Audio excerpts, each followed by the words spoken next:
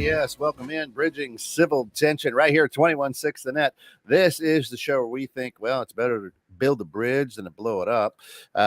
If you've got differences in opinions, thoughts, ideas, that's cool. Share them. Just don't blow the bridge up. Of course, the man that is right over there is Phil Wallace. Phil Wallace, father, entrepreneur, author, Lelos Clothing. You name it, he's got it. He is the man, the myth, the legend. And welcome in, Phil. Again, going to play the African-American part? Going to play the African-American part, yes, sir. Nice. Yes, sir. Staying true to that role. Me, well, I'm Kent. I am the owner, CFO, president of DDOE Enterprises, which is the mother company for 21.6 Creator Studios and 21.6 The Net. Father, dad, all that good stuff. And I will be playing the white part of this racially divided show. Nice. And Rob's here. Rob, how are you, man? Oh, it's another wonderful day. Just working. Coming front and center, Rob Messick. So, Kit, I want you guys to meet because it's probably going to be one of the funniest, length of time we spend together. I jokingly tell Rob it's like if Larry the Cable Guy grew up around brothers and got some barbecue sauce with him. He can joke with the Cable Guy's got a better body than I got, man. So he's down here in Texas too. He's right around the corner, actually. I'm at Pierre's house broadcasting live. Just celebrated my grandmother's 97th yesterday. Ooh, that's awesome. Adorable. It was adorable. And my mom.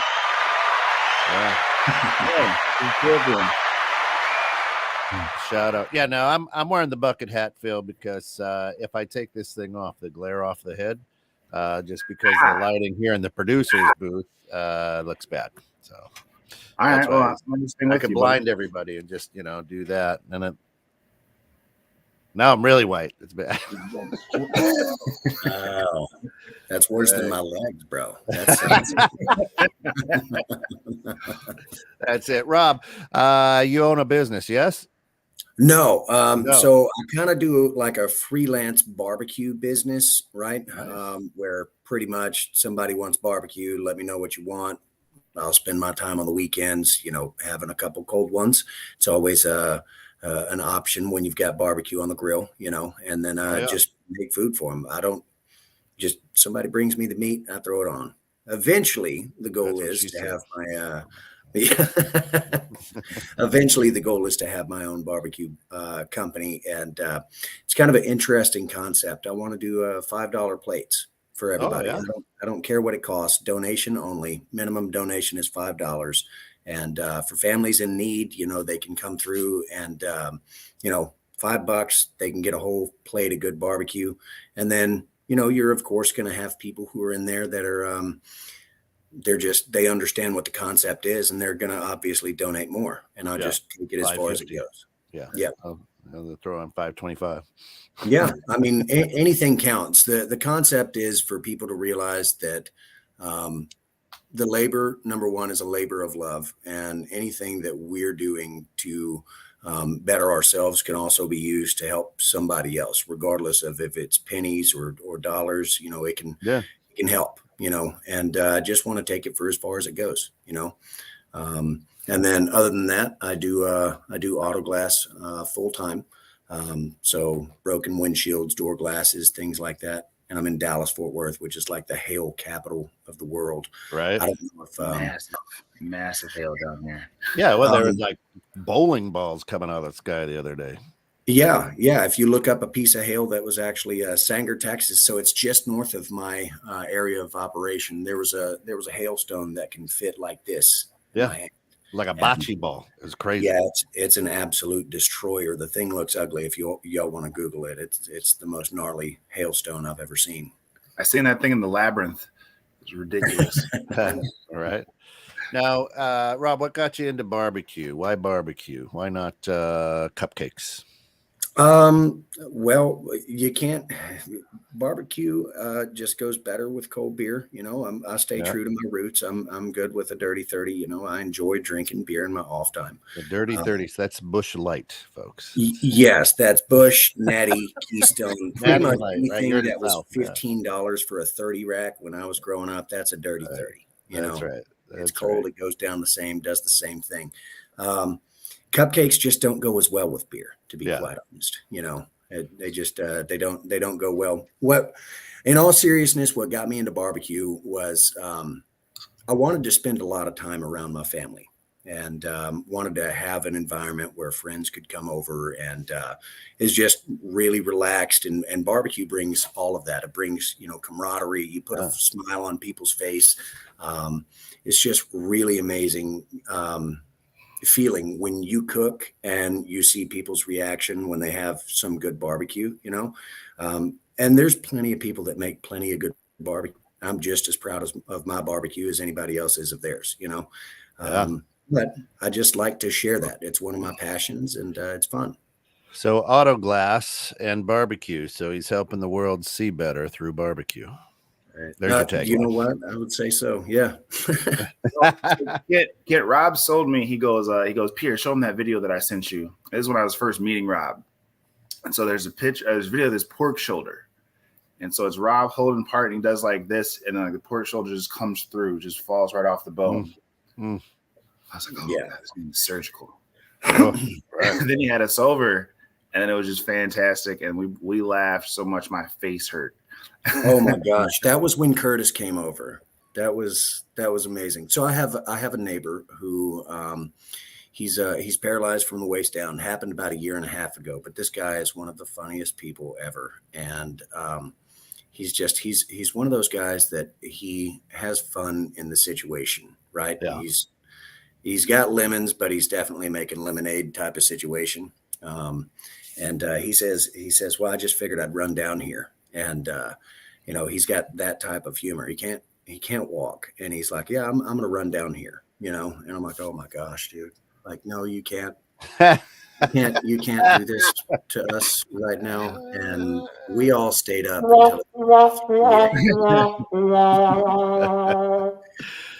we stayed up until about 3 a.m. Just laughing our butts off. It was amazing. It was a really good time. That is great. Now, is there a particular, I mean, are you a smoker, a barbecuer? There's a big difference. Is there a particular meat that you prefer to work with? Are you a ribs guy? Are you a pulled pork? I mean, does it matter? Honestly, I like, so my go-to during football season is always going to be my chicken wings. I'll throw those on the smoker or on the grill. And I do kind of a odd chicken wing, I would say. I mix two things together that people generally wouldn't try. And if anybody's listening that want to try it, you get yourself some Stubbs sticky sweet barbecue sauce, a bottle, and then you get yourself some Olive Garden signature Italian dressing. Mix those one for one, and marinate your chicken in it, baste it, grill it, put it in the oven. Doesn't matter. It's the most succulent chicken you will ever have. It's like a tangy sweet. It's amazing. Man, well, that's the first time succulent's been on the bridge. As far as your right? as far as your typical barbecue meats, I really enjoy doing ribs, pork shoulders, and briskets. Beef ribs, I generally tend to stay away from because I've got 4 kids, and this is kind of an after hours thing. And brisket, I haven't done in a while, to be quite honest. They take precedence. So just dealing with the situation I got and still making the most of it. Just doing what I can, spreading the love, man. That's cool. That's cool. So the name of the barbecue spot, bro, break this down that you're trying to create long term. I know it's something for you. What's that? I'm sorry. I know it has some significance for you, the name of the barbecue spot. Yes, it is 5L Barbecue Company. So my name is Rob, and then I've got my wife, Oh, I Lauren. see where the L comes in then. Yeah. Mhm. And then our 4 boys. That's going to be Lucas, Liam, Levi, and Leland. Ah, Yeah. So life and Some for white people shit, yeah. Yeah. That was- it's adorable. It's like a hillbilly notebook of barbecue sauce. I love it. Yeah, it's awesome. That's good. That's good. And again, it'll be like a pop up. Are you looking for a food truck, or I mean, what? No, I mean, honestly, the goal is buy my property. So this is something I'm gonna keep that Easter egg to myself for a Yeah. time Yeah. when we can speak independently from Right. online. But Yeah. essentially changed my life years ago. Okay, and we've been working toward getting our own property, and we're closer now than we've ever been. And I want to put a shed um, on my property, and then put some picnic tables out there, and just have it within driving distance of the cities where people Yeah. can still get out there. But I got to have my country. And if I'm going to dedicate myself to it, I don't want to walk farther than 100 yards from my family to make something happen. So Yeah.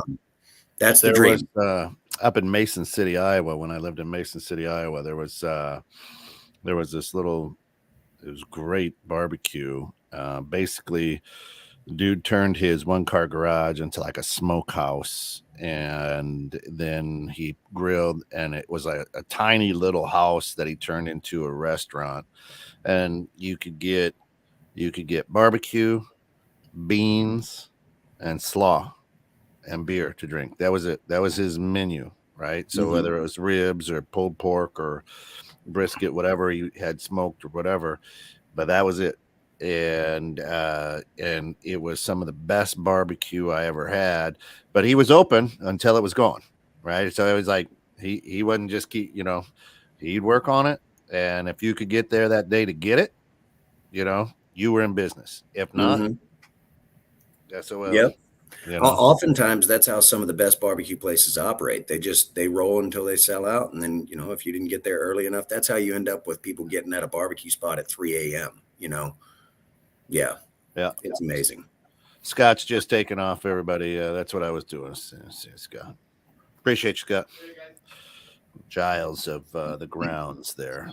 But yeah, so that to me, and it was a treat. It wasn't like, hey, let's go out to Chili's, right? I mean, it was like, oh, what do you know? Oh, let's see if we can get in and get some, and then you had to plan your whole day around it, because okay, doors opened at this time, and are you standing in line? Are you not standing in line? It was amazing. I don't even know if the place is still open. He was an older gentleman back in the 90s, so maybe he's passed. But it's always, that's why I tell people, I'm like, you go to a barbecue place, all you need is meat, beans, slaw, done. It creates a sense of urgency though too, right? And like Yep. exclusivity. You got to make sure that you get there before it all sells out. I've done that a few times locally. Make sure I call Duke and be like, hey, do not sell out of this slab. So, Right. Right. I'm on my way. That's good to know. that a few times. So yeah, that's Um, awesome. Huh? that is so with that, do your kids, Luke, Liam, Levi, Larry, who else was it? I don't, you had all Yeah, the no, males. it's a tongue twister. Even my parents get them wrong half the time. So Yeah. it's kind of confusing, especially when somebody gets flustered in the house. There's Oh yeah. sounds like we're starting that La Bamba song. Oh yeah. Yeah, can't make up our mind which one to say. Um, so um, go ahead, repeat your question. I'm sorry. I Yeah. got The question where I was going with that is, do they have the same passion, or are they like, man, I just love hanging out with dad and cooking meat? pretty much just hanging out with dad, cooking meat. I've got they love to be my taste testers, Yeah. so they always get the first bites, and then just it's something that I want to get them into, but my kids are like 16, 12. My 16-year-old's more of an artsy guy, Yeah. it's, theater, things like that. My 12-year-old, he's more of an outdoors, country boy type of feel. He's got himself his BB gun and his targets that he sets up in the side yard. And then I've got a 7-year-old. So Levi just turned 7. And then I've got my youngest, who's 5, and both of them, they're enjoying being kids. You know, they like to go over and, you know, I could have like a chicken on the grill, and they're like, "That steak smells amazing, Dad." And I'm like, "Yeah, thanks." You know, yeah, tastes like chicken, kids, but it is amazing steak. Yeah, exactly. So eventually they will pick it up. They love when we go to the meat aisle. We cannot leave the grocery store without them saying, "We got to get Daddy something to grill." So it's a fun, you know, family time for us. And then we have the country music playing in the background, or my wife will get tired of my country and put on some of her stuff because she says it's sheltered with music. I don't know what that's from. That's right. You can always turn on 21.6 the Net. We got great music. It goes for everything from Chopin to Tupac. We got you covered. Really non-genre, but yeah, we'll roll out any music. You know what? And if you want to put together a playlist, send it my way, and we'll throw it out to the 5L barbecue playlist. Yeah, let's do it.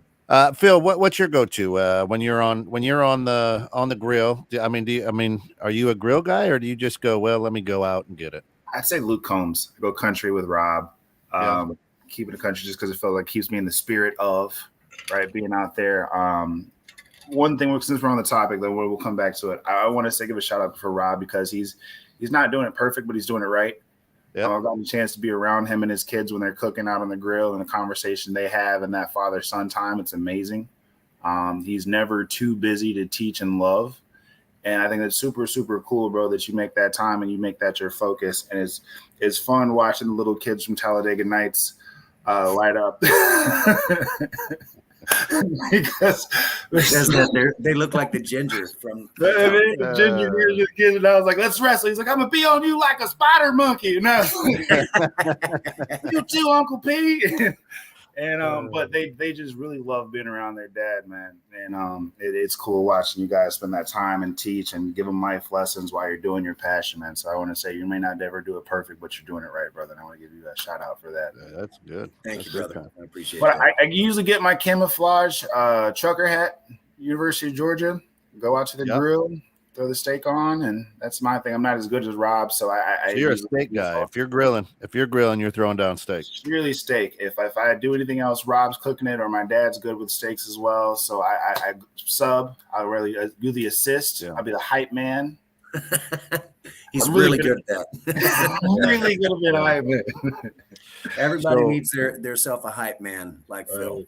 Yeah, so my go-to, I'm a little bit like Rob. I don't do the wings, but I do chicken. I have breast or whatever, and I've got it down to a science where I can caramelize that barbecue sauce, but the chicken's still juicy on the inside.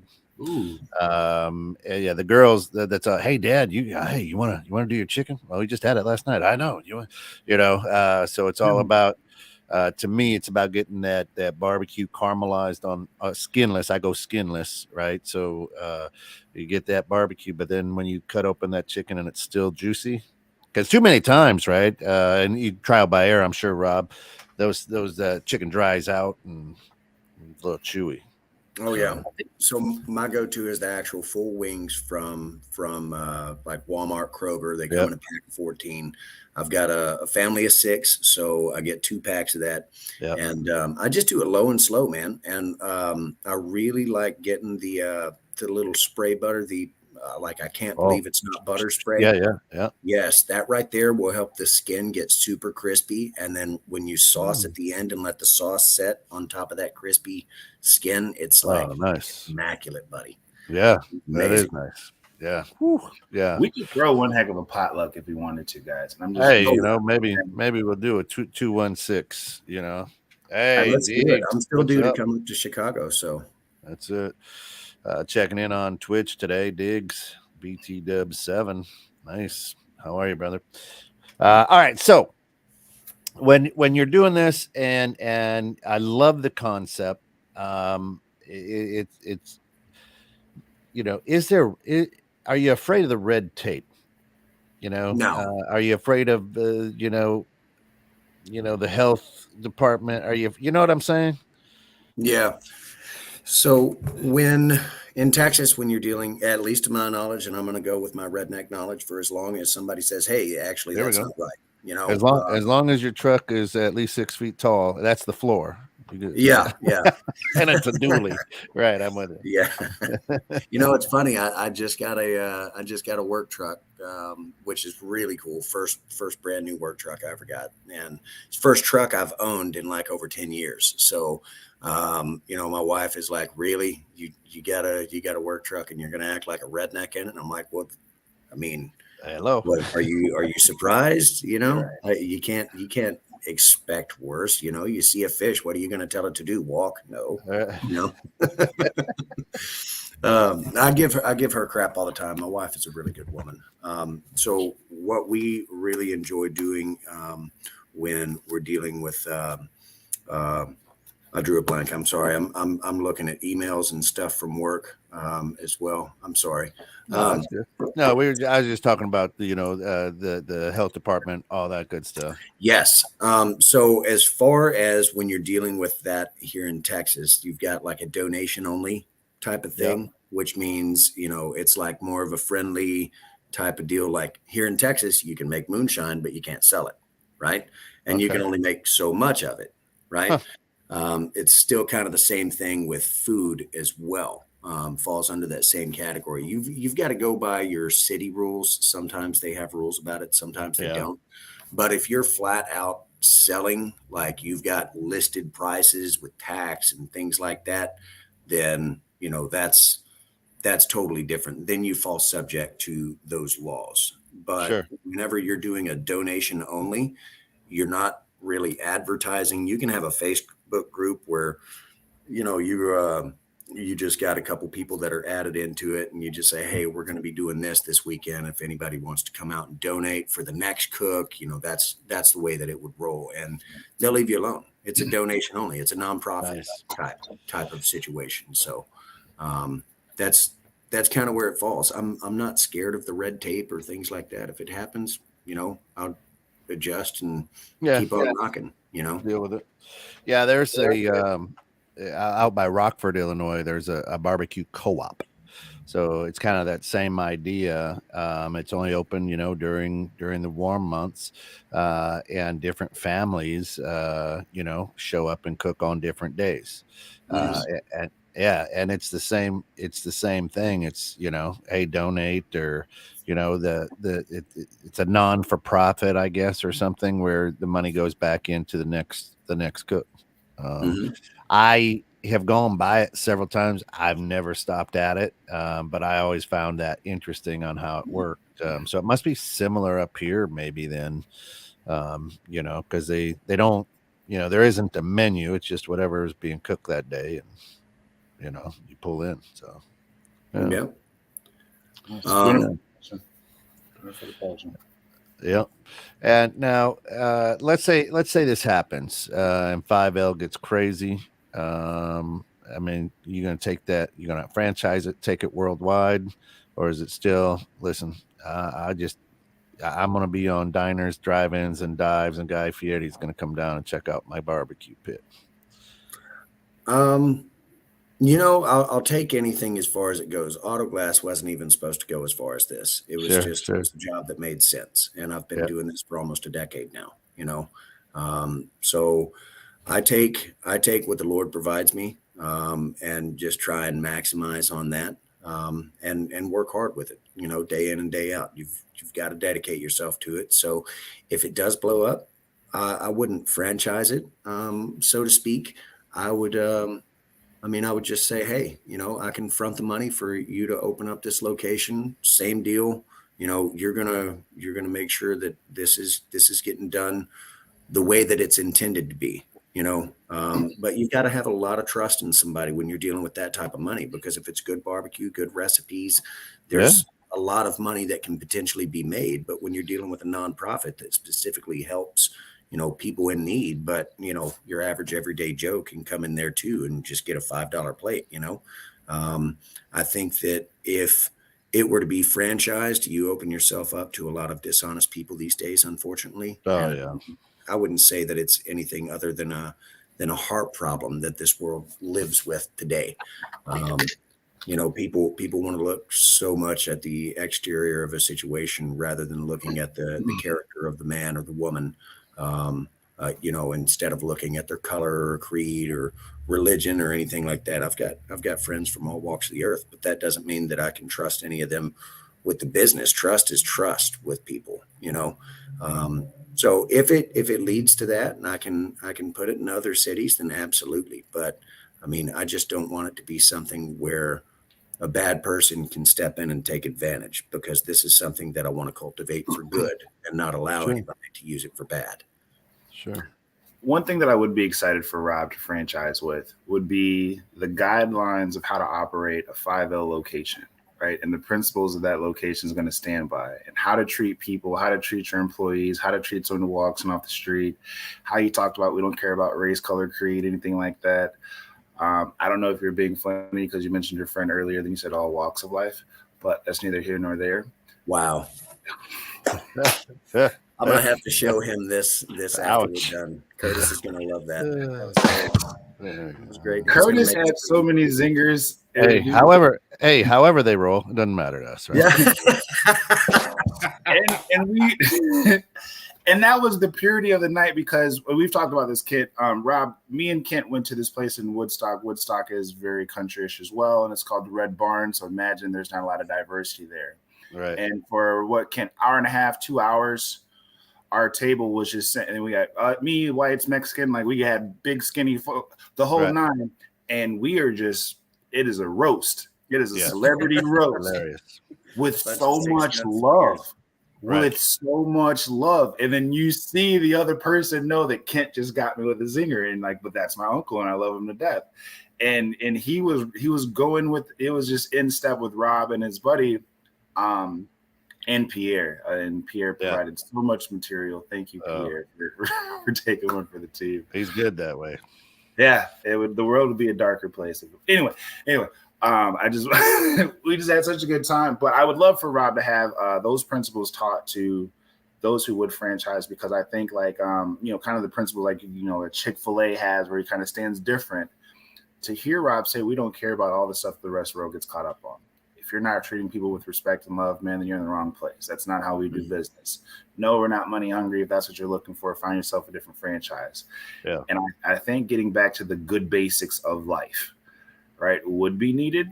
And it would be fun to watch people's faces being shown like a Mr. Deeds type of celebrity person. Like, no, just treat people good. What are you talking about, this money stuff? Like, just do the right thing. Yep. Because like he said, I feel like so many people get caught up in the other stuff that they're missing out on the good basics. So I'd be excited to see it. Yeah, what I would love next time that you do something, Rob, take some pics, send them to Phil so we can get them up on the 21.6, social media as well. So we can shout you out and get people. I mean, we've got listeners all over Texas, Grapevine, you name it, down there. Our founder, he's from East Texas. Oh man, I forget where. Greenville, Texas. Are you kidding me? I'm from Sulphur Springs. So okay, he had Sulphur Springs area. He was like 45 minutes from where I was at. Yep. So God rest his soul. He had 189 acre cattle ranch. He sold his cattle to Nolan Ryan for Nolan Ryan steaks, and but yeah, right down there in Greenville. And I always before I visited, I was like, well, that's a weird name until you get over on the east side of Texas and everything is green. I go, okay, I get it. Makes sense. I see it now. Yeah, there we go. But yeah, so I mean, there's we've got a huge following, of course, worldwide, but down in Texas. So any way we can help out and try to direct people that way, that'd be great. Of course, I also want to be able to, I want to see these wings once that you talk about. These wings that you speak of, I need. Oh yeah, you'll definitely have an opportunity to try them anytime you want to come down to Texas. I mean, my home is always open. You'll have to get a hotel because all the beds are taken, but my home is always open for anybody that wants to stop by. I've got the my family and I call it the stripper couch in the garage. It's red leather. Helping a buddy move. He's like, "Hey, you want this couch?" And I was like, Yeah, The sure. casting couch. Yeah. Yeah, well, no, not necessarily. not that level, but yes, that was pretty decent. No, we just hang out, man. I'm always home. I'm the type of guy, if I'm grilling, I'm in the backyard. If I'm not Yeah. grilling, I've generally got a cold one in my hand, standing out front, just trying to. Juggling coal. Yes. That only happens on special occasions when Mr. Rob gets absolutely lit. There you go. I have been known to grab a hot coal out of the fire and just play hot potato. So, So, not- are you a charcoal briquette guy? Are you a wood guy? Are you a lump coal kind of guy? What do you go with? Or are you so gas? Do you do gas? Don't tell me you do gas. okay, so I do now, right? Just because my wife got me an anniversary gift. It was a smoker. She got tired of me sitting out all night babysitting something. So she got me a propane smoker, but it's actually got wood chips, not the pellets or anything like that. It's got the wood chips. And so I just hooked that sucker up and I'm still getting natural wood flavor. It's a lot less work, but as far as what I prefer to cook with, I'm a stick burner guy. So I love just cooking with wood, sitting by a fire, especially through the wintertime, because you can just put your chair right up under the firebox and you're good, or next to the firebox, and you start getting cold, it's time to put more on, so it's nice. And I really love the flavor that using real wood brings to the barbecue. Gives it just a more defined flavor. And if there's a particular type of wood, it'd be pecan. Yeah, for sure. I'm a pecan guy. I love the sweet, earthy tones, and it does something. It's a very versatile wood, and you get to taste that. You get to taste that love. What kind of wood was that? Pecan. Pecan. So PACA, or is it pecan? Oh my God. Forgot I was talking with some Yankees. I gotta get that pecan pie. Pecan. Good Lord. No, I say pecan. Potato. I say pecan too, but I say, is it a pecan or is it a pecan? Is it an almond or an almond? You know what? I say tilapia, right? I don't know if that's how it's said, and my wife says tilapia, right? Tilapia. I go tilapia. I'm with you on that.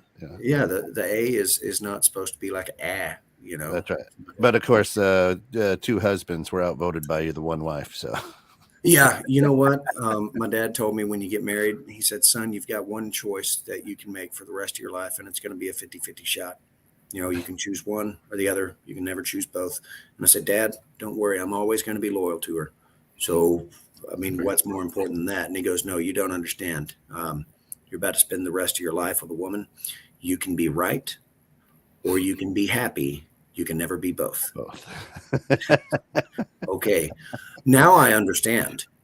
Yes, dear. And that's valuable term I have learned. And that's how we bridge civil tension right there, folks.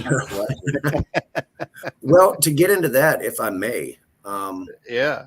I know I touched on it a little bit earlier, and my feel is that it is a heart problem, right? So today you've got so many people that step in, and they step into these situations, and they believe that what they can do is hear somebody, but they're not going to listen, right? Well, I heard what you said, but I don't agree, and we're just going to keep, nobody in this world nowadays knows how to respectfully disagree with anybody. And it's a heart issue. It's a selfishness type thing. It's trying to bully somebody into believing the things that you believe. Everybody's entitled to their own belief, their own hypothesis. Everybody is an independent thinker. And when you accept that, stepping into a situation, whether it be meeting somebody for the first time, you hear a lot of people say, respect is always supposed to be given, first or whatever.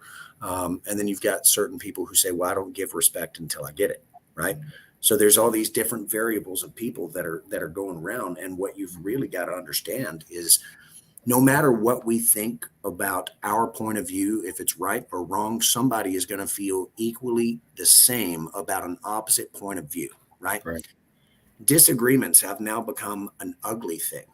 Right. I mean, you've got people who get married and have families and they disagree, right? And then their disagreement bleeds into the kids. I've seen it. I've lived it, you've got people who disagree on religion, I mean, look back in history, the thousands and thousands of years. We've always fought over some type of religion or some type of creed, or my nation is better than yours. Nowadays we're supposed to be in a society where everybody teaches love, right? My personal feeling on this, and it's gotten me thus far, and I don't know, maybe one day somebody will Abe Lincoln my ass, and I'll just be asked out. But I mean, the thing is people. When you say that, you mean they're going to shave your mustache? Yes, that's exactly what I meant. So people get so upset before they even get into a situation because they've got I would call it a prejudgment for lack of knowing the word for it, but they've got this expectation stepping into the situation. Well, if I say this, then they're supposed to be like this. That's not how any person works. And people need to sit down, reevaluate themselves, what they believe and what they know to be morally right, because at the end of the day, morally right will get you everywhere. My sons are raised on 3 rules alone: respect, responsibility, and honesty. That's it. As long as they were respectful, responsible, and honest, they will go anywhere in this world. I let them choose their own bedtime. I let them choose what they want to wear. I let them do their thing. But if they're not showing respect, responsibility, or honesty, Dad's going to step in, and it's not going to be nice, right? So I'm trying to bring my sons up with just that simple understanding, because that's really how simple it gets at the end of the day. You've got so Phil, you sent me last night Kyrie Irving contract. Okay, now I played basketball growing up, but I haven't been like following it, right? So you can get into a whole bunch of different controversy about this thing, and we can go down the rabbit hole if you will. But from the brief studying that I did on this was because there was a movie that it was anti-Semitic, that he had said, this is essentially like the movie, right? He wasn't promoting it or anything like that, according to what he said, right? Well, that's his opinion. That's his Twitter, right? That's what he felt, right? So everybody wants to believe in this free speech, but then as soon as somebody says something freely using free speech, somebody can get up in arms and have a problem about it. And now this is affecting his professional career, right? Here's the deal. If you needed a roof done, right, and you live in a 6-story house and you've got a ledge that's hanging out, 40 feet over nothing, whatever the case may be, and you've got a guy that's out there just on the edge working on this thing, you know what I'm going to say? I'm going to say that bastard's crazy, okay? Because I'm terrified of heights. But what is the world without a crazy person who's really good at what they do? Okay. Boy. So they're totally overlooking the level of skill that Kyrie Irving has. And they're bringing in all this politicization of a situation that really, like, who cares? It's his belief, I don't hear somebody getting after Gandhi because of his beliefs, I don't hear somebody getting after, Jesus because of his, right? I mean, you've got all these different things, and you want to get after individual people because of their belief. It's their belief. Let them believe it. Let them believe it. Love them anyway. If you don't agree, respectfully disagree and still love them. I mean, I was brought up in a town where literally we had one family of Black people in my entire town, my entire school. Guess what? They were the janitors, and they weren't Black to me. They were people, most importantly. And they're some of the most well-known people around town. And where I grew up, it wasn't common for just people of color to live out there. It wasn't common at all. But still, that needs Texas. What's that? That needs Texas. No. It's Shreveport, but well, you get to Shreveport, and I'm speaking Spanish almost every time I go to Shreveport, and I freaking love it because they've got some of the best fajita meat in the freaking country out there in Shreveport. I'm telling you right now, you go to Bossier City, some of the best fajita meat at them little meat markets that you will ever find. I'm not judging. If they do it good, they do it good, no matter what they're doing, right? People want to have this preconception that just because somebody believes different or thinks different, that they're supposed to be different or they're supposed to fall into this different category. Let's unpack this though. Do you think that's like an ego thing of where your belief's different than my belief? I can't, like Rob's saying, agree to disagree. I have to try to bully you or force you to see my side because I'm the only one that's ever going to be right here. So that's what social media has created in the world. I talked a little bit about this on the grounds is, I've got 10 million friends online. Right.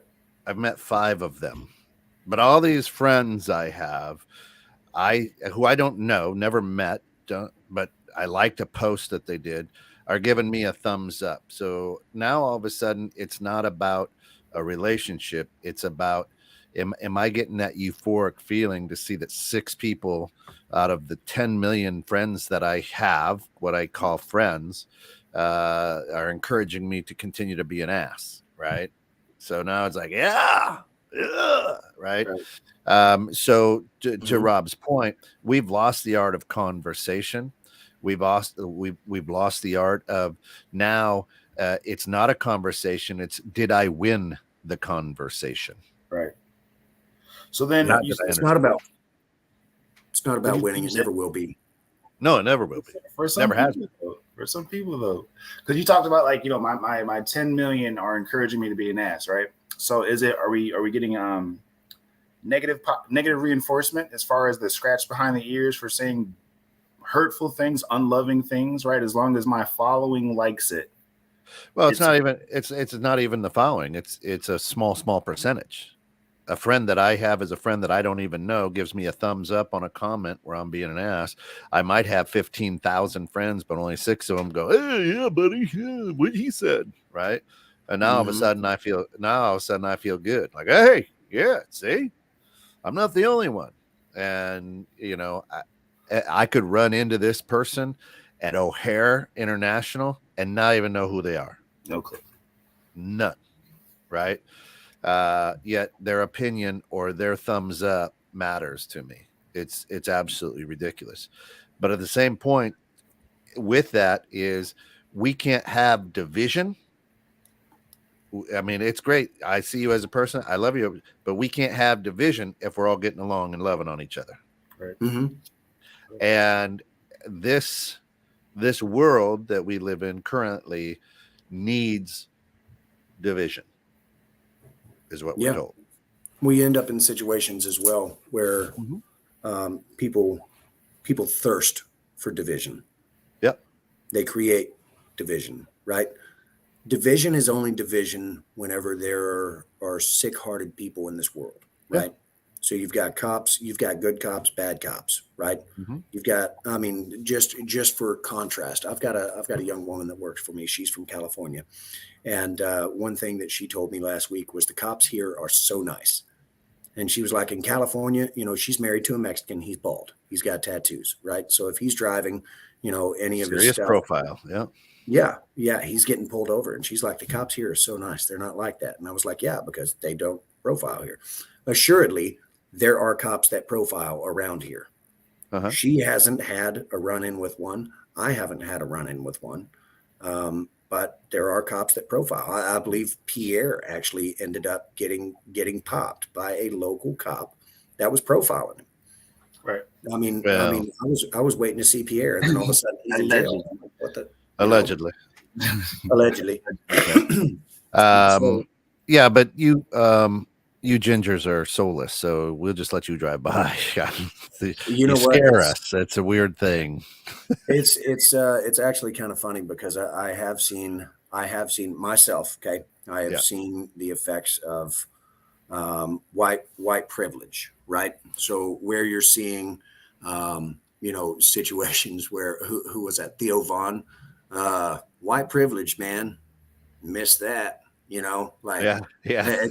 how I feel about it. Funny. But Pierre can attest that I was having a fire one night outside my house and had a whole arm full of wood, and I just drop it in the grill, right? I'm just making a fire in the grill, and forgot that I had the long grill lighter at the bottom of that little pile.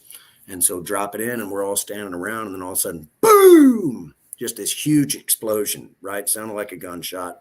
Cops come up there. Pierre's like walking inside and stuff. And I'm walking over to the cop, and I've got a beer in my hand, and I'm just like, hey, man, what's up? What y'all looking for? Everything all right? And he goes, yeah, was there a gunshot? And I said, yeah, it come from somewhere over there, right? And he just like took off, no questions, nothing. And I'm like, there's no way that just happened, because I know that I was not sober by any means, right? And I've seen that type of privilege. It's not that I'm trying to assert a privilege or anything. It was just I was too drunk to have any sense not to go over and try and talk to a cop. It's not something that I'm proud of, but I do have that experience in my life, and I'm just like, that's ridiculous. I mean, some people can't even drive to work without getting popped. Like it's a serious problem, and there's been so many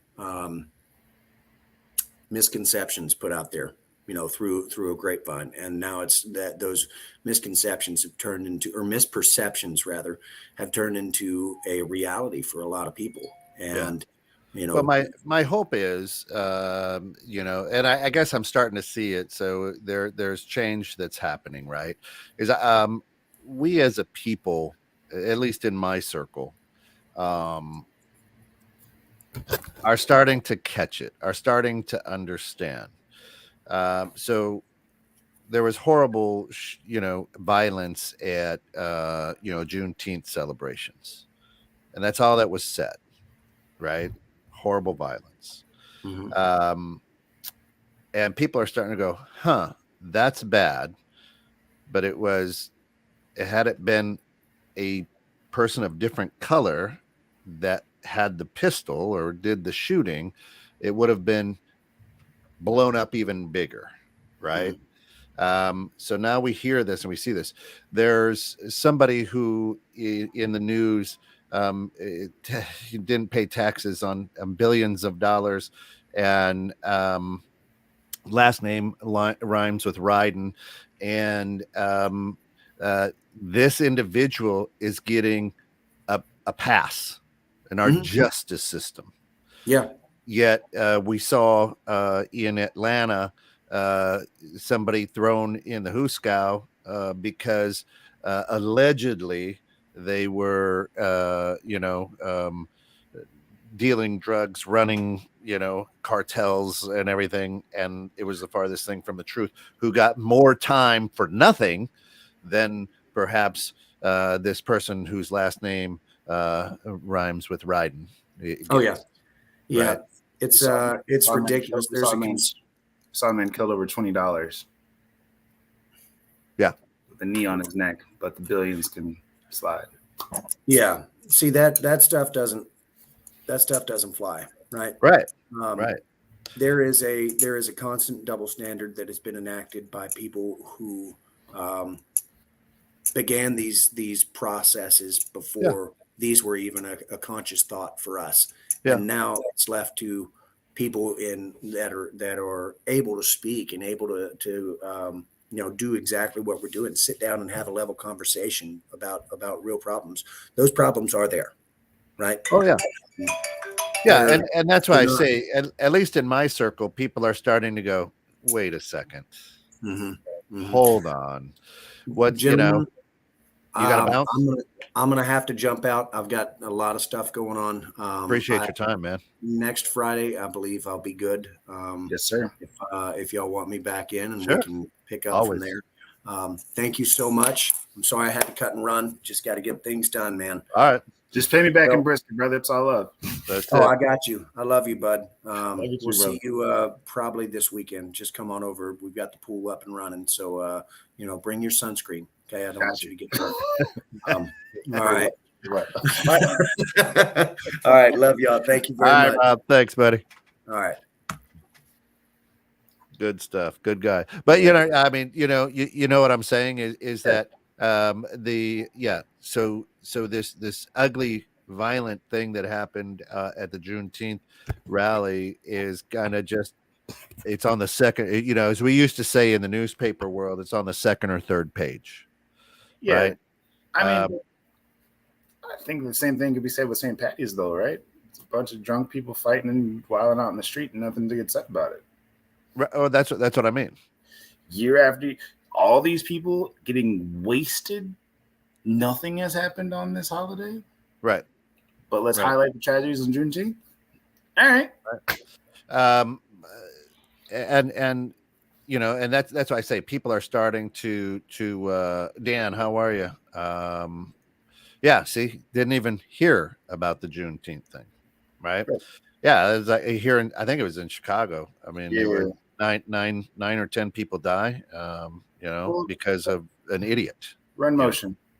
More Chicago crime on this particular holiday. Well, I mean, Chicago's a mess. I mean, it doesn't matter what side you're on, upside, downside, south side, north side, east side, west side. It's just a mess, right? And that's why people call it Chirac, right? And it has nothing to do with nationality. It has nothing to do with color of skin. It's just a mess. And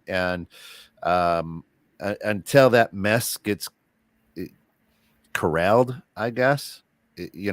That is America's go-to for statistics. So, but when you hear about Chicago crime, what do most people picture? You or me? Now we can't even roll down that street. I mean, I don't think that's.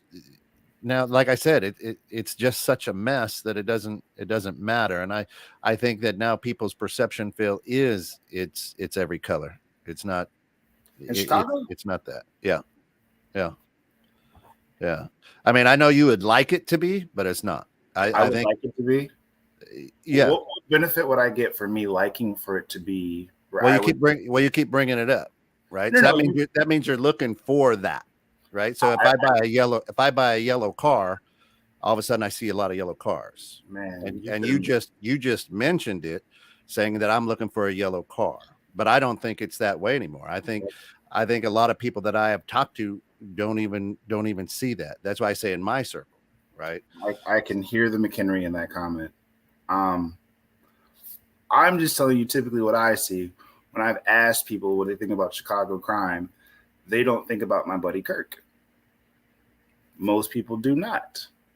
So what I'm saying is Chicago crime keeps getting a bad rep. And we've talked about this openly actually on this show, Awkward for One, that no one thinks the Italians, when Drew was on the show, and the three of us literally sat at the table and admitted that the finger would get pointed at me. So I'm not sure where this new side is coming from or that I'm looking for it, but you on this show admitted with Drew, no one thinks the Italian mob when they hear Chicago crime no more.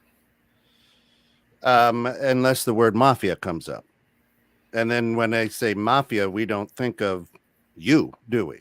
Right. But how often do you hear mafia? There was a mafia crime in Chicago. The last time you heard that was 60s? No. 80s? I don't know.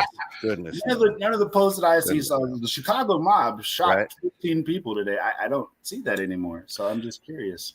And again, thank you, Daniel.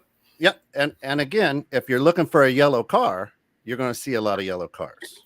Right. And I've said this also on that show. And see, and here's what Rob was talking about is that I said in my circle.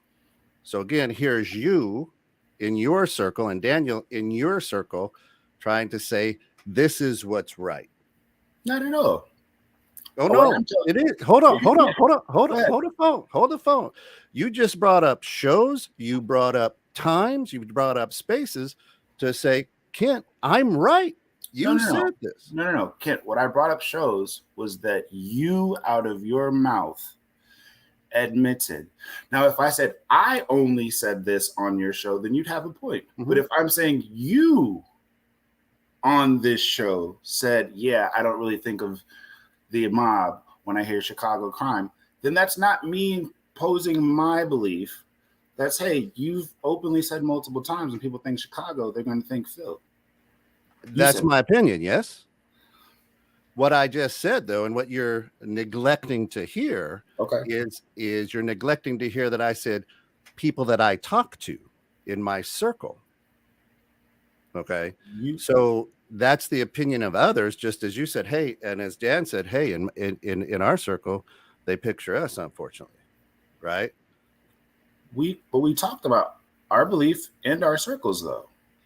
That's how we got there, because we're thinking we're but talking but the comment today was my circle, right? and what I'm saying is, where we got on that last show, Kent, was that we were talking about the feedback from our circles was, yeah, it's going to get bad for Phil, not Drew or Kent. Well, I wasn't on the one with you and Drew, so No, it was the three of us. It was the three of us. But I'll go back and we'll replay it. And if I at that point said in my circle, then I'll stand corrected, and I'll say it right on air. However, if I said here's what I think, then that's not what I'm hearing in my circle. The people of the chamber think of chamber people when they hear Chicago crime, Kent. That's what happens. I don't understand what you're saying. You just said your circle doesn't think me. They think all colors when they hear Chicago crime. Yes. The people of the Crystal Lake and McHenry Chamber think McHenry Crystal Lake Chamber-esque people when they hear Chicago crime. That I don't know. That's not my that's not my circle. So again, here's you placing me, pink skin, into a circle. All right. I don't know your circles, Kid. I've known you half my life, bro. Come on. I know your circles. Okay, so my circle. So help me with my circle then. Tell me my circle. You have a real diverse group of people, right? But you're at a lot of events, right? And a lot of these events that you have to go through for business, which we love and rock and roll with, are people from McHenry County, yes or no? Yes. Okay. Now, who you will have contact will be great people from Michigan or great people from Florida but typically who you're moving and shaking with are people in the McHenry-esque area.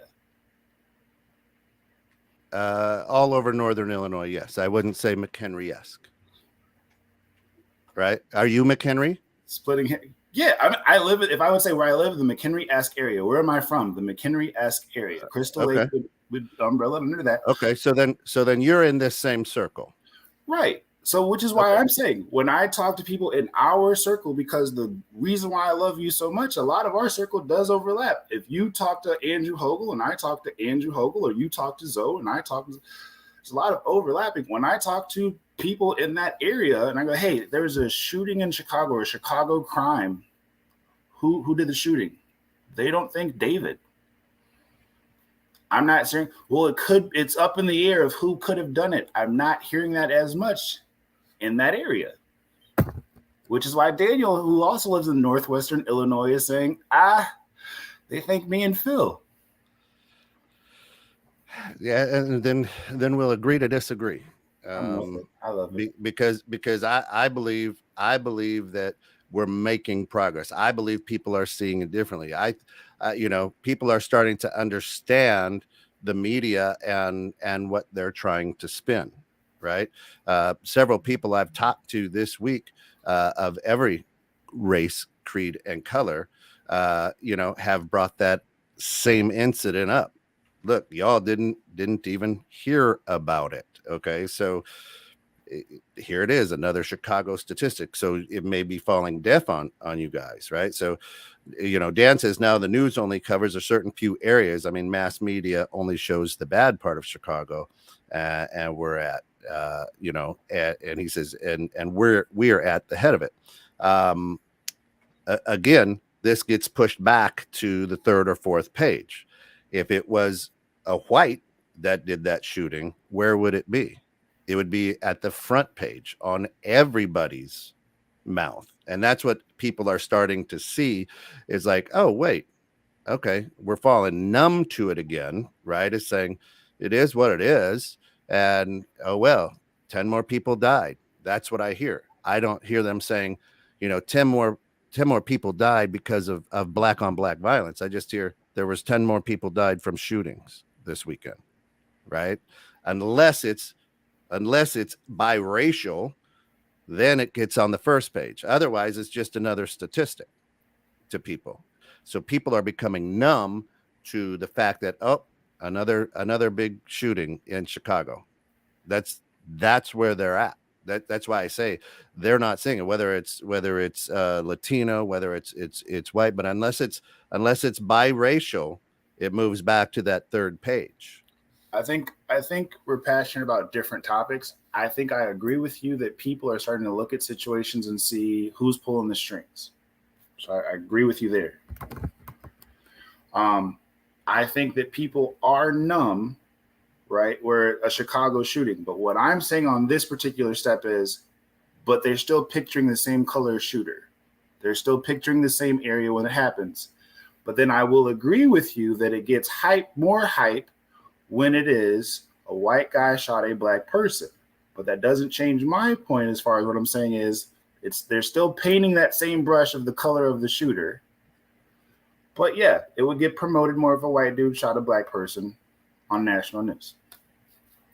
Yeah, and that's where I say I don't think so, right? Do the majority of people? More than likely, but the majority of people now in the people I talk to on a daily basis are like, yeah, great, it's more people dead, and they don't say anything about it. It's just like, yeah, it's just another one. That's what happens in Chicago now, right? And unless it's that biracial, I think they just go more dead. Whether it was African Americans, whether it was Anglos, white people, whether it was Mexicans, I just think they go, yeah, more people are dead, right? And so that numbness and what I'm saying is, I don't think people go like this. Yeah, it serves them right. More black people killing black people. And that's what it makes it sound like. That's what it makes it sound like. You're saying that everybody on the outside is saying, yeah, all right, well, more black people killing black people. And that's where I say I don't think that's happening. Is it happening? Yes. Is it 100% not happening? No. But I believe that people just go, well, it's Chicago. I'm not going to vacation there. True or false? You had a guy on your show who said you didn't want to be around the black people because those MF N-words will shoot you. Back in the 80s, yes, when he was a kid. Yes, he said that. That's how he grew up, right? Yes. But he said that this year. Okay, cool. So you don't think that the guy who thinks that from what area is he from again? Oh, yeah, our area. So you don't think if him and his golf buddies heard a shooting in Chicago that he says that's Marcus and Malcolm, or he's thinking Billy and Chad shot each other? And again, here's what I'll say. I'm not trying to force perspective on anybody's opinion on what they think. Right? Because I don't know what they think. All I can do is tell you what I think from my experiences. For sure. Okay.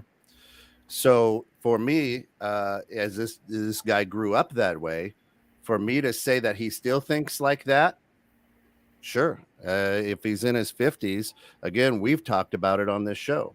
Who are you going to change? The 50, 60, 70, 80-year-old bigot? Or do we have a better chance of building a bridge with the 10, 12, 15, 20, 23, 25, 30-year-old? I'm with you, but you just told me no one in your circle. And I just identified a person in your circle. Well, Phil, we can do that all day. I can identify two people in your circle that feel the same way. I'm with you, Kent. And now, see, so what you're saying to me is because you can identify one person in my circle that feels that way, that everybody does. And I can tell you, since we run in the same circle, that's your circle too. So you must feel that way too. I'm just telling you that we've openly had conversation about this, Kent. That we've openly had conversation that people in Chicago and they think minority. And so tell me why you feel that way when you hear it then. Because we've openly had conversations and I've asked people. So when you think crime, no. So hold on. Not what other people. Why do you, when you hear that 6 people were shot, do you think of you and Daniel? No. I don't think me and Daniel. Stop. Because you just said one person in my circle, and if we run in the same circle, I feel that way. No. I'm asking you why you feel that to way. A person in your circle, because your comment, Kent, was no people in my circle don't feel that way. So I pointed to a person. One person. So if you're asking me, I'm saying I don't think black.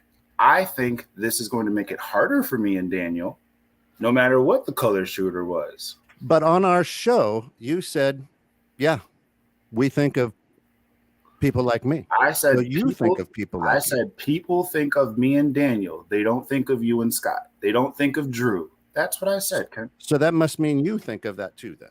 No, if you're asking me, I literally just said, I don't know the color of the shooter. And because I know that everyone else is thinking one color, I program myself to be like, man, in this situation, no matter what the color shooter was, so you're thinking going to have a harder. So you're thinking that way. If it makes you feel better, Kent, and I guess. But that's what you just said here. I literally can't listen. Hear me out. I literally said, I don't think a color shooter. I think that no matter what the color shooter, it's going to come back to me and Daniel. And when I have a conversation with a person from your network and I say, hey, listen, when you think of crime, did you think of Andrew? They say no. Hey, did you think of Kent? They say no. Who did you think of? And they'll tell me, somebody from the West Side, South Side. Okay, cool. That's when there was that shooting on the good side of Illinois. We're like, hey, is it as bad as it just happened in Chicago? And then we had that show where we addressed the same thing, that when you hear shooting in Chicago, you thought of us. And it actually looked like this kid. So we broke this down. So how do you change that? Because you just said you're programmed to think it's you and Daniel. I did not say that I'm programmed. I said people are programmed. I said people have been programmed to think me and Daniel. I'm saying I don't think me and Daniel. If you're asking me, Kent, for the 4th time, I said that. See, now, so what I hear you getting upset because no, now, I'm talking to you very calmly.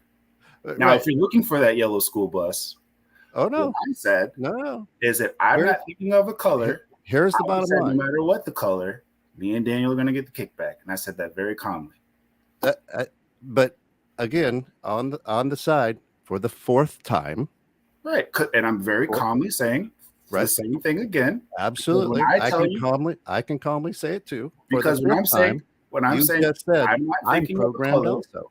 When I said I'm not thinking of a color, oh, you're thinking of a color. No, Kent, I'm not thinking of a color. Well, your color is it? Okay. So because I'm not that color, it's programmed into me to think that way. I did not say that. I said people have been shown and programmed to.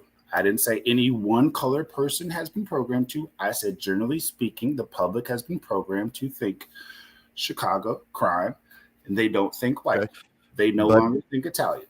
But through it, you said, okay, we're McHenry, Northern Illinois McHenryites. Well, who lives out there, Kent? Is it people who look like me, or is it people who look like you? Even though it's diverse, what's the majority? What's the majority? Right?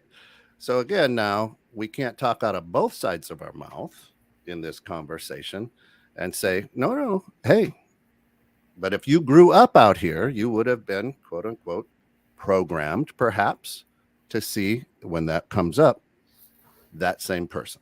Do you think it's only Northwest Illinois that's been programmed to think that about Chicago, or that apply to anywhere else in the United States? I didn't say that. I'm just using the example that you used. I'm asking you a question, though. Okay. And the question is? Do you think that it's just the Northwestern Illinois that's been programmed to think that way, or the entire United States? Oh, it's bigger than the United States. Why keep it to the United States? Right. So I'm not like I'm in Dallas, and when Daniel says I didn't see Juneteenth in Dallas, I saw a Juneteenth shooting in Chicago. I saw that on the news, replaying over and over and over, and it's not safe to be in Chicago from down here in Dallas. So it wouldn't make sense for me to say that's only a Northwestern Illinois thing. What I said was, when I talk to people where we live, That's the sentiment. And when I ask people where we live, do they think Drew? I'm okay. So let me ask you a question. Why is it okay for you to talk to people to get your information backed? But when I say I've talked to people and I don't believe that they think that, it's not okay. I didn't say that it was never okay. I said that we talk to the same people. So, and I said, so if you talk to Drew and Drew said, no, I think of the other Drew, and I talked to Drew and Drew said that, no, I think of you and Daniel, that wouldn't make sense. So when you're saying, hey, when I talk to people in my network in this area, this is what I'm hearing. So I talk to similar people and this is what I'm hearing. Now, if you're hearing that no one's thinking that, okay, I'm just saying that you on this show, when we covered this topic, out of your mouth said, hey, when I talk to my network. All right. But I've said, yes, that was my opinion. Yeah. And I've said that on this show. Yes or no? You didn't hear just a few minutes ago. No. But you cut me off. What I said was, you said you and your network, and then you only heard the you part. So now you're doing this. No, because I just asked you in your network, you hear this. So everybody has to think this way. And I'm saying in mine, this is what I'm hearing. I might say that everyone has to. So the question is why can't I back my stance with the people that I've talked to and be right? I didn't say that you couldn't. All I said was when you told me what you and your network talked about one time on this show, it was one story and Drew was with us. Now you're saying that when you talk to those same people, it's a different story. So all I'm saying is that doesn't make sense to me. Okay, so let me help it make sense to you because you're an extremely intelligent individual. Can people's perspectives change, yes or no? Now who's being passive aggressive? But yeah, they can. Yes? Okay. So after being numb of things, what happens? A person's perspective can change. But you're saying no, they can't. No, because 3 weeks ago, Kent, you said this. No. And this is actually why I try to be cordial and say I agreed with you. And I said that I agree with you that people are getting aware on certain topics. I said I agree that people are going numb. I said, however, I don't believe the color of the shooter is changing in their heads. I just think they're numb to Chicago shootings. And then I said the other part. And that's what I'm saying is I believe it is changing. I believe people are just like, it's Chicago. You don't go down there. It doesn't matter. You're gonna, it's dangerous. It's the Wild West. They call it Chirac, right? And that's what I'm saying is with the people that I have talked to recently, they're like, they don't see, they're not seeing it. Does that mean that 100%? No, and don't take it that way, because there are still a lot of people who will see Black people as the problem, right? I think it's amazing that for the years that we've done this show, you've openly spoken up how where we live is kind of sheltered and bubbled, and so that's why a lot of the mindset doesn't change. But you're willing to dedicate almost an extra half hour to be passive aggressive, and your topic, the last thing you touched on was that in the last 3 weeks, that mindset that hadn't changed for all these years somehow changed just so you can make your point. Bravo. Bravo. And here's what I'll say. I'm sorry that you're feeling attacked or you're feeling that I'm being passive aggressive. And to me, that hurts me inside a little bit because of our relationship. And if we talk about bridging civil tension, there's been a lot of grenades laid down today that could blow that bridge up, and that's what this show is not about. I'm understanding.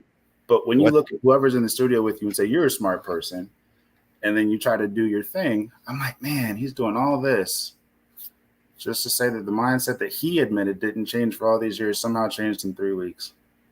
No, now you said that. You said that. No, you said this perspective changed. So you're saying that if I asked you in 3 weeks, I said, can perspectives change? In 3 weeks. And I said they could.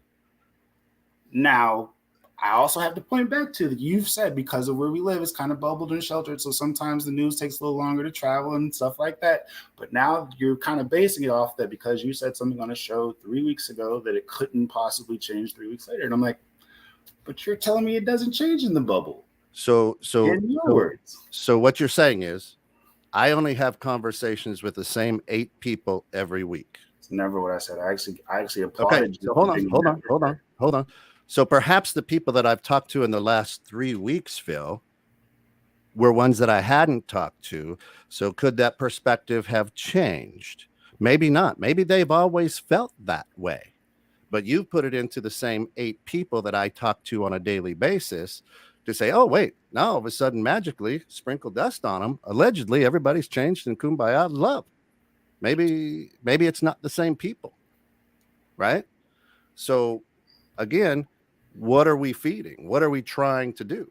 You were having a field day looking for this yellow car thing because I actually applauded you for your networking skills, saying that you talk to a lot of people. Now I'm being told I told you that you only talked to 8. I actually gave you kudos.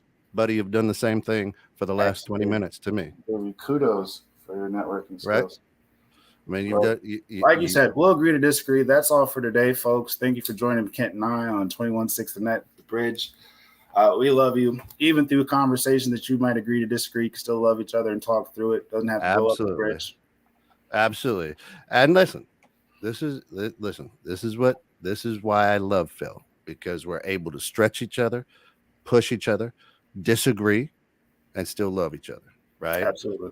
Even though I piss him off once in a while, sometimes in love you got to piss each other off, right? But it doesn't mean I don't think any less of him or look down on him in any way, shape, or form. You need to know that too, brother, right? That's just the truth. So listen, come back in about 10 minutes. We've got Innovative Strategies with Bill Hasse. We've got Neighborhood Pulse at 12. We've got In the Know with Steph and Joe at 3. We've got the Dream Home Experts at 8. Good day right here, 21.6 Net. Until then, folks, be good, but more importantly, be good to one another. Sir.